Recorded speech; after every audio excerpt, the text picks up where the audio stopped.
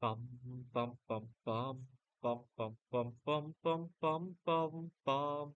The Peter Dislike Show. Bum bum bum bum bum bum bum. I can never resist the temptation to get something for nothing. I really hate it when I see an opportunity to get something for nothing and I pass up on it. Many years ago, I had a AAA membership. And at the time, I don't think they do it anymore, but at the time, if you ran out of gas on the road, they came and put like a gallon or two of gas in your tank. I had a membership that gave you I think it was 4 calls a year. And I was running toward the end of the year. They don't roll over to the next year. I had 2 calls left. So I packed some books and my computer so I could have something to do while I wait for them. And I intentionally drove the car out of gas just so I could get 2 gallons of gas put in the car. This was back in 2010. I was working on my PhD. Gas was pretty pricey at the time. And it just felt like getting something for nothing. I mean, was I going to starve to death if I didn't get 2 gallons of gas? No, but it felt like just leaving money on the table and not making use of it. I had a conference in Amsterdam one time. I was running late getting to the airport. I had a booked a valet parking spot at a nearby hotel. They use the parking lot as also valet parking. It's running late. I was running low on gas, but I thought I could make it, and I made it. And I went off to Amsterdam. The whole trip, I was worried when I get home. Am I going to have enough gas to make it from that hotel to a gas station? That's all I could think about the whole trip. I get back to the United States. I was living in Seattle at the time. I went back to my car and I was surprised somebody had put about a quarter tank it turned out, the valet service, they need to move your car probably, and they didn't want to risk running out of gas at the parking lot. It was really nice because at the time I was in the midst of a career pivot. I had just lost a job at a technology startup. I started teaching at a technical institute.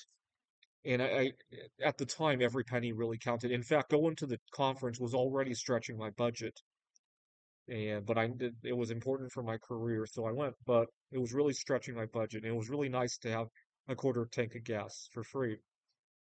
I had another conference the following year, and I booked the same valet parking. And for several days leading up to the trip, I was thinking how much gas I should put in the tank so that I could run out of gas at the valet parking, so that somebody will put a quarter tank in there. And I deliberately ran myself out of gas, went to the parking spot, went off to my trip, come home to a few gallons of free gas, and that was just so nice. I mean, that second time around, I wasn't nearly as stretched, but again, the concept that I can get something for nothing, I will never pass up the opportunity. I often bend over to pick up a coin from the ground, not necessarily just for the coin, 1 cent, 5 cent, whatever it was, but sometimes I always imagine I might find a rare coin. I would hate to walk past a coin and then later that night turn on the news. Some kid picked up a nickel on the ground and it turned out to be, I don't know, a 1913 V nickel worth like a few $1 million. I would hate to experience that. I pick it up just so I can head off the regret. Sometimes I bend over halfway. I look down and I see it's not a rare coin and it's too dirty. I won't pick it up, but I'll at least look at it, right? Uh, but I really hate passing up something for nothing. Now, it's already played out twice during this trip to Taiwan. So right next to the hostel, there is an all-you-can-eat hot pot buffet, and I happen to love intermittent fasting as well. So I'll fast 24 hours and then I'll go there and gorge myself at their expense, right? And just the idea that I'm getting something out of it. And so here in Taiwan, when you go to a grocery store, the receipts that they print out double as a little bit of a lottery game. So there's a QR code. Let me see if I have one on me. So you can scan well, there's also a QR code on it.